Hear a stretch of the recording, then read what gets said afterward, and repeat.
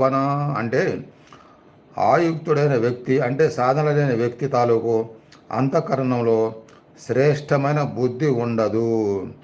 ఆయుక్తత వలన ఆత్మచింతనలో వాస్తవమైన జ్ఞానం కూడా కలగదు. ఎందుకంటే జీవుడు కంటే బుద్ధి ఆయుక్త బుద్ధి అంటే చంచల బుద్ధి, అది మిథ్య. అందువలన ఈ చంచల అవస్థలో పుట్టిన బుద్ధి కూడా మిథ్యే. శ్వాస ప్రశ్వాసలే జీవుడు ఆయుర్ధ్యాయం అయినప్పుడు యోగులు ప్రాణకర్మ ద్వారా అంటే ప్రాణాయామం ద్వారా అంటే క్రియ ద్వారా దాని వ్యయాన్ని తగ్గించి తమ ఇష్టానుసారంగా పరమాయుర్ధాన్ని అంటే ఆయువుని పెంచుకోవడానికి సమర్థులవుతారు. ఎవరు ఎంత మటుకు ఎక్కువ ప్రాణాయామం చేస్తారో అంత మటుకే దీర్ఘకాలం జీవిస్తారు, అందంగాను ఆరోగ్యంగాను కూడా ఉంటారు.